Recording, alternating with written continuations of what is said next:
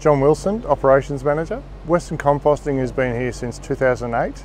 Started off processing FOGO or food organics, green organics, since expanded out to 5 different council areas that we currently service. We just finished the site tour today of our facility with some Moira Shire staff members from the landfill. Very engaged group and a lot of questions, and hopefully they've got a better understanding now of what the facility does and what happens to their green waste. Compost facilities are becoming really important with the state government and federal government's commitment, I guess, to reducing green and food waste into landfill. The general process that we operate to is the curbside collection comes in straight from curbside straight to us. It's not sorted anywhere, it's not done anything once it comes to us. It gets weighed in, and then that weight is reported back to the councils. And that gets reported back at the end of every week.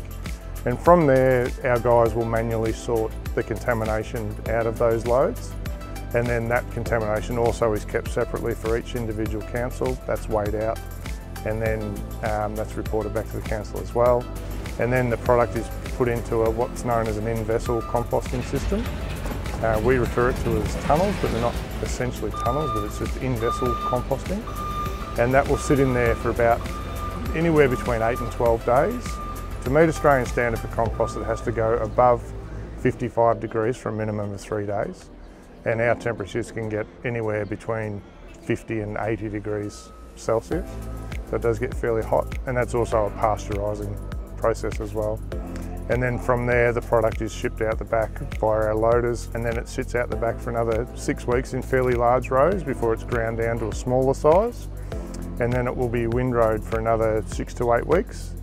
And then once that happens, it then gets screened off into the final compost.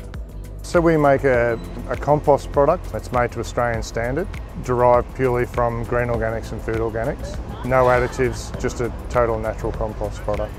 All the Moira Shire residents keep doing what you're doing a really good job, and percentage-wise in terms of contamination, they're fairly consistently well under 1% across the board, so that's a really good result for Moira Shire.